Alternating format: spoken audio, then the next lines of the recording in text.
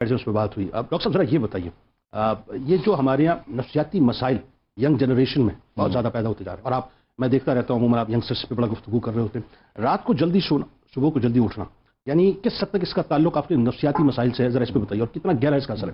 یعنی لیٹ سے اگر رات جلدی آپ سو جاتے ہیں تو اس کے فائدے کیا, اور خدا نہ خواستہ اگر آپ نہیں سوتے تو پھر نفسیاتی طور پہ کیا کیا ڈیمیجز آپ کو بھگتنا پڑتے ہیں, فرمائیے.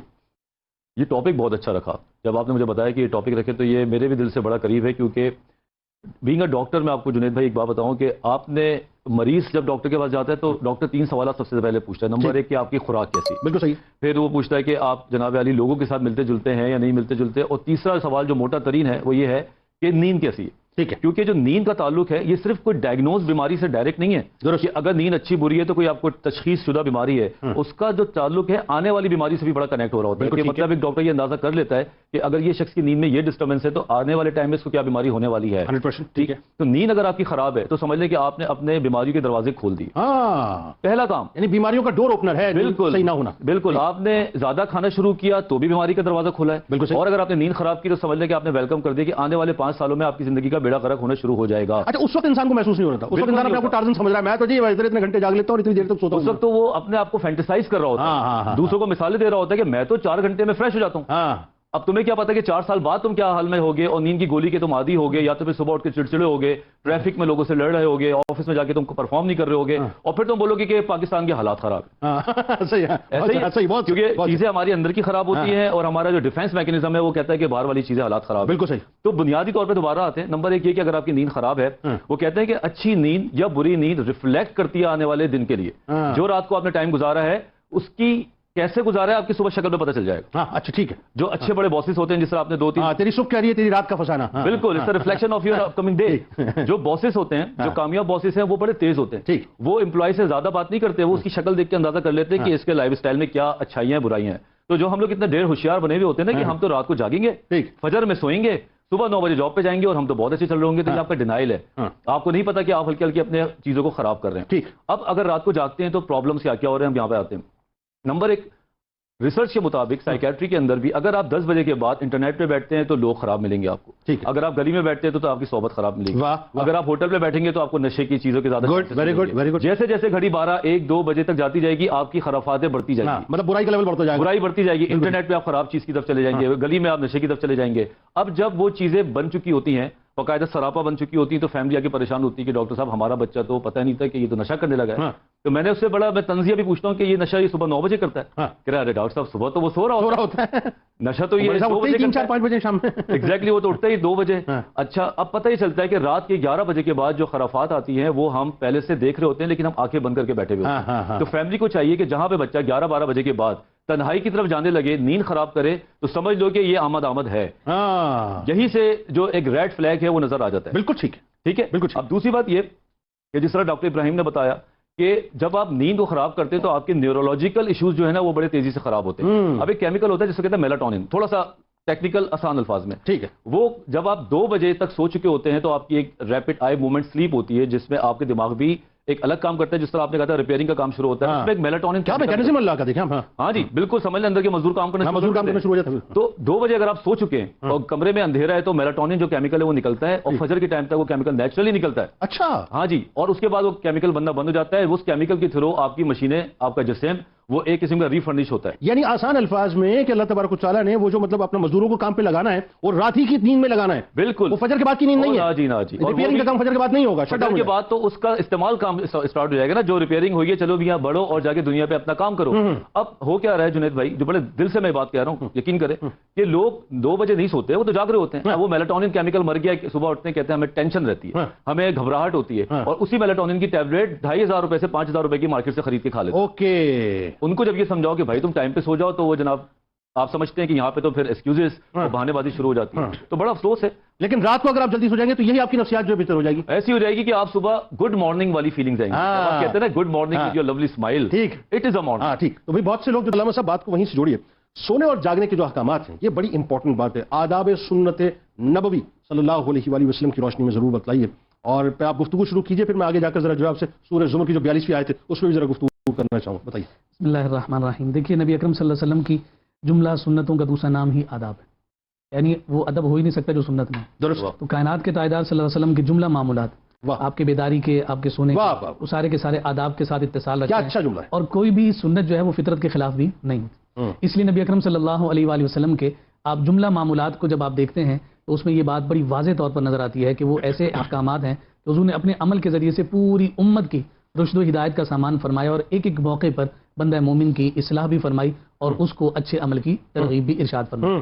اچھا، سب سے پہلے تو ہمیں جب ہم آداب کی بات کرتے ہیں تو ایک بڑا لطیف جو ادب سونے کے اعتبار سے ذکر کیا گیا وہ یہ ہے کہ جہاں فرمایا کہ یہ مستحب ہے کہ رات کو جلدی سویا جائے.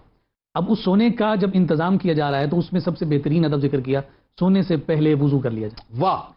اچھا، یہ صرف ہم شاید سمجھتے ہیں کہ یہ وضو جو ہے نماز کے وقت میں ہونا چاہیے، لیکن آپ یہ دیکھیے کہ جب آپ سونے کے لیے جا رہے ہیں تو اس سے پہلے وضو کا اہتمام آپ کو کسی جانب متوجہ کر رہا ہے. انسان کی شخصیت کے دو پہلو ہیں، ایک اس کی زندگی کا ہے اور دوسرا اس کی جو ہے نا موت کا ہے، جس کو آپ حیات اور موت کہہ رہے ہوتے ہیں. بھائی اس آیت کو وہیں ریلیٹ کر دیجئے، میں آپ آگے اسی بات کو بچا رہا تھا. اب جب باوضو حالت میں آپ سو رہے ہیں، واہ، تو اس کو جب آپ ریلیٹ کر رہے ہیں سورہ زمر کی آیت نمبر 42 سے، اللہ یتوفی الانفس حین موتہا، فرمایا اللہ تعالیٰ جانوں کو ان کی موت کے وقت وفات دیتا ہے. واللتی لم تمت فی منامہا فیمسک التی قضی علیہا الموت ویرسل الاخری الی اجل مسمی. فرمایا کہ پھر جب وہ نیند کی آغوش میں چلے گئے تو یہ کیفیت گویا کہ ایسی ہی ہے جیسا کہ موت کی کیفیت ہے. جن پر طاری کرنی ہے تو ان سے روح واپس نہیں آتی، ورنہ بیداری عطا کر دی جاتی، اور جن کی موت نہیں آتی ان کی روح لوٹا دی جاتی ہے الی اجل مسمی. جو ہے اذا جاء اجلهم لا يستأخرون ساعة ولا يستقدمون. اور پھر آپ یہ دیکھیے سر، قطع کلام کی معذرت، یہاں ایک لطیف سا نقطہ ضرب ہے.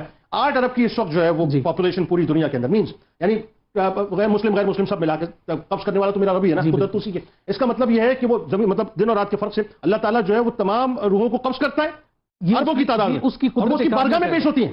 یہ اس کی قدرت کاملہ کا اظہار ہے. اس کی قدرت کاملہ کا اظہار ہے کہ رب ذوالجلال کس اعتبار اور کس انداز کے ساتھ اس پورے نظام قدرت کو چلا رہا ہے. اور پھر دوسرا، صاحب ایمان کے لیے بالخصوص یہ نیند جو ہے نا، یہ موت کی سب سے بڑی یاد ہے. بھائی کہا نا سرکار علیہ السلام نے کہ نیند موت کی بھائی ہے. جی. اب آپ دیکھیے کہ جو دعائیں ہیں اس میں آقا کائنات صلی اللہ علیہ وسلم نے موت کا تذکرہ فرمایا، نوم کا تذکرہ نہیں فرمایا.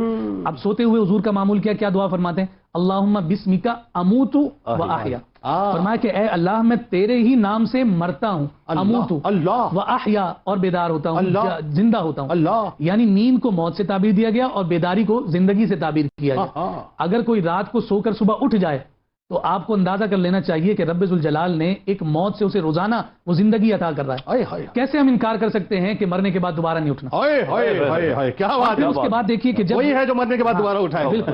پھر اس کے بعد دیکھیے کہ جب صبح وہ اٹھتا ہے پھر کیا کہہ رہا ہے؟ الحمدللہ الذی احیانا بعد ما اماتنا. تمام تعریفیں اللہ کے لیے کہ جس نے ہمیں زندگی دی موت کے بعد، وَإِلَيْهِ النُّشُورُ، اور اسی کی جانب ہم نے لوٹ کر جانا. یہ آداب ذکر کرنے کے بعد ایک بڑی انتہائی اہم بات ہے. مسلم شریف میں حضرت عثمان بن عفان رضی اللہ تعالیٰ عنہ کی روایت ہے کہ کائنات کے تاجدار صلی اللہ علیہ وسلم نے ارشاد فرمایا کہ جس نے عشاء کی نماز با جماعت ادا کی گویا کہ اس نے آدھی رات عبادت میں گزاری. سبحان اللہ، سبحان. پھر آقا کائنات صلی اللہ علیہ وسلم نے فرمایا کہ جس نے پھر فجر کی نماز با جماعت ادا کی اس نے بھی آدھی رات عبادت میں گزاری. من صلی البردین دخل الجنہ، جس نے 2 ٹھنڈی نمازوں کی حفاظت کر لی وہ جنت میں داخل ہوا. اور ساتھ یہ فرمایا کہ آدھی رات عشاء نے دے دی، آدھی رات فجر نے دے دی. آپ یہ معمول بنا لیں کہ عشاء کی ادائیگی کے بعد جلد سو جائیں اور صبح فجر کی ادائیگی کے لیے جلد اٹھ جائیں، تھوڑا پہلے اور پوری رات گویا کہ آپ کا عبادت میں، یعنی 2 سرے، ایک سرا عشاء کا ایک سرا فجر کا ہے، پوری رات کی عبادات آپ کو مل جاتی ہیں. وہ جو بات آپ کر رہے تھے میں پھر وہیں آنا چاہ رہا ہوں. کیا کمال وہ نقطہ ہے صاحب. میں آپ کو بتاؤں اس آیت مبارک کو جب میں نے پڑھا اور میں نے خاص طور پہ آپ سے درخواست کی اس پہ بات کیجیے. اس کو پڑھنے کے بعد میں ابھی تک ایک کیفیت میں، ایک لذت میں، روحانی طور پہ اس اعتبار سے کہ رات کو جو لوگ وضو کر کے سوتے ہیں، جلدی سونا اور وضو کر کے سوتے ہیں، اگر اس سوچ کے ساتھ سوئیں کہ ابھی ظاہر ہے میری روح قبض ہونی ہے، میرے رب نے فرما دیا قرآن، اور میری روح میرے رب کی بارگاہ میں پیش ہونی ہے، تو میں پاک اور مصفہ ہو کے، مجلہ ہو کے، باوضو ہو کے سوؤں تاکہ میری روح جو ہے مطہر ہو کے میرے رب کی بارگاہ میں جائے. یہ کیسا نقطہ ہے؟ بالکل اسی وجہ سے اور اسی نقطے کی بنیاد پر ہی ہمارے صوفیاء، ہمارے اکابرین اور اسلاف امت کے آپ معمولات کو دیکھیے کہ رات کو سوتے وقت کے بالخصوص وظائف کو ذکر فرمایا گیا کہ بھائی سوتے ہوئے کیا کیا پڑھا جائے. آیت الکرسی کی مثال ہمارے سامنے موجود ہے کہ ساری رات جو ہے فرشتے اس کی حفاظت پر مامور ہو جاتے ہیں. اور پھر باوضو سونے کی ہی کیفیت کو آپ دیکھ لیجئے کہ بندہ گویا کہ باوضو ہو کر جہاں نماز کے لیے جا رہا تھا پورا دن، اب وہ باوضو ہو کر بستر کی طرف جا رہا ہے. گویا اس کا مطمع نظر یہ ہے، مولا چونکہ میں تیری مخلوق ہوں، تیرا بندہ ہوں، میں تو یہ چاہتا ہوں کہ سوؤں بھی تو تیری عبادت ہی ہو. گویا کہ باوضو سونا ہی ایک عبادت کے درجے میں ہے. اور کیا ہی شان ہو کہ کل قیامت کے دن جب اٹھیں تو پھر وضو کی ہی حالت میں ہوں. تو اس ادب کو معمول رکھیں. اور آخری بات عرض کرنا چاہتا ہوں، سب سے بڑا شکوہ کہا جائے کہ فجر کی نماز میں مسجد آیا کریں، آنکھ نہیں کھلتی، جلدی بھی سو جائیں تو ہماری آنکھ نہیں کھلتی۔ نفسیات کے اعتبار سے اور میڈیکل اعتبار سے تو ذکر کریں گے، ایک نسخہ ہمارے علماء نے ذکر کیا ہے کہ اگر کسی کی فجر میں جاگ نہ کھلتی ہو، لازم داری کے ساتھ کہتے ہیں اس عمل کو کر لیں، صبح جلدی اٹھ جائیں گے۔ وہ کیسے؟ کیا؟ یہ سورہ بقرہ کی آیت نمبر 125 ہے۔ اچھا، وَإِذْ جَعَلْنَا الْبَيْتَ مَثَابَةً لِلنَّاسِ وَأَمْنًا وَاتَّخِذُوا مِن مَّقَامِ إِبْرَاهِيمَ مُصَلًّى وَعَهِدْنَا إِلَىٰ إِبْرَاهِيمَ وَإِسْمَاعِيلَ أَن طَهِّرَا بَيْتِيَ لِلطَّائِفِينَ وَالْعَاكِفِينَ وَالرُّكَّعِ السُّجُودِ۔ کعبۃ اللہ کی تعمیر کی اس تفصیل کو ذکر کیا، فرمایا رات کو سوتے ہوئے ان آیات کی تلاوت کر کے نیت کر لی جائے کہ صبح میں نے اٹھنا ہے، کسی الارم کی ضرورت نہیں، آنکھ خود بخود کھلے۔ کیا کیا سر، مطلب اگین وہی بات ہے، میں جب میں پڑھتا ہوں جیسے دنیا بھر کے جو ٹاپ سی ای اوز ہیں، ٹم کک کے حوالہ دیا، مطلب آپ دیکھیے کہ وہ اپنا 3:45 بجے سو رہا ہے، اب اٹھ رہا ہے وہی 6 گھنٹے کی نیند ہے۔ آپ مشیل اوباما کی بات کریں، تقریباً کوئی اسی طرح سے 6 گھنٹے کی نیند ہے، وہ بھی کوئی آلموسٹ 5 ساڑھے 5 بجے اٹھ رہی ہے وہ۔ آپ اوباما کی بات کریں، وہی مطلب آلموسٹ سب کا ٹائم جو ہے وہ ملتا جلتا اسی طرح سے ہے، یعنی 4 بجے سے لے کے میکسیمم 7 بجے تک کا یہ وقت ہے پورا، جو بڑے بڑے آپ کو جتنے بڑے بڑے انٹرپرینیورز ملیں گے، آپ کو ملیں گے، لیڈرز ملیں گے، اسی ٹائم پہ ملیں گے۔ لیکن ایک بڑی انٹرسٹنگ بات ہے اور ڈیبیٹیبل بات بھی ہے کہ یہ ایک عام آدمی کو کتنے گھنٹوں کی کم از کم نیند کرنی چاہیے، اس پر بڑا کلام ہے، لوگ بہت اس پہ گفتگو کرتے ہیں، تو یہ بتائیے آپ، اور کس ترتیب سے نیند لینی چاہیے۔ دوسرا یہ کہ خاص طور پہ جو بچوں کے حوالے سے جب ہم بات کرتے ہیں تو بچوں کی روٹین ابتدا میں گھر کی جیسی روٹین ہوتی ہے، اگر بگڑی ہوئی ہے تو بچوں کی روٹین بھی بگڑ جاتی ہے، تو اس روٹین کو ہم کیسے سیٹ کریں ذرا یہ بھی بتائیے۔ ایک تو ہم سٹارٹ کرتے ہیں کہ فوڈ اور سلیپ اس کو ملا دیتے ہیں، ہر ایک کی بھوک سیم نہیں ہے اور ہر ایک کی نیند سیم نہیں ہے، ٹھیک ہے۔ تو ایک نیورولوجیکل فیکٹرز برین کے حساب سے اگر دیکھیں، اگر ہمارے جتنے بھی کیمیکلز ہیں یا ہمارے جتنی بھی پورٹ فولیو بنا ہوا ہے ہمارے نیورونز کا، ہماری باڈی کے جسمات کا، ہماری باڈی کی انرجی لیولز کا، ہماری باڈی کے اسٹریس لیولز کا، ہارمونز کا، انجوائنگ لیول کا، جتنے بھی ہمارے ایک خوشی کے ہارمونز ہیں اور اسٹریس کے، ڈوپامین جو ہے بیسیکلی، ڈوپامین، سیروٹونین یا بہت سارے دوسرے انزائمز جو ہیں، اس کو پورا اچھی طرح ری بلڈ کرنے کے لیے، جیسے ڈاکٹر وجاہت نے ایک بہت اچھی بات بتائی، لیبرنگ سسٹم ہے یہ۔ لیبرنگ سسٹم جو ہے اس کو پورا، بات تو ایسے میں نہیں بتائی تھی، یہ بالکل آپ تو ایک پورا جو سسٹم ہے اس کو 1 گھنٹے 7 گھنٹے چاہیے، 7 آورز اور ڈیپ سلیپ چاہیے۔ جب تک آپ پراپر طریقے سے ڈیپ سلیپ میں نہیں جاتے، آپ کی وہ جو چیزیں جو ہیں وہ جو ریلیکس نہیں ہوتی، یعنی آپ مزدوروں کو کام کرنے کا وقت دیں، وہ دیواروں کی ترائی کر کے اس کو خشک کر دیں، بات یہ۔ دوسرا آپ نے جن کے نام لیے ہیں ان کے آپ دیکھیں تو وہ سوتے ہیں بڑے جلدی، 11 بجے ان دا بیڈ ہوتے ہیں، 10 بجے آپ باہر کے ملکوں میں جتنے بھی ویسٹرن کنٹریز ہیں نا، وہاں پہ 11 بجے کے بعد تو وہاں پہ کوئی ملتا ہی نہیں ہے، after 11 till 4 o'clock in the morning، وہ 4 یا 5 بجے اٹھ جاتے ہیں۔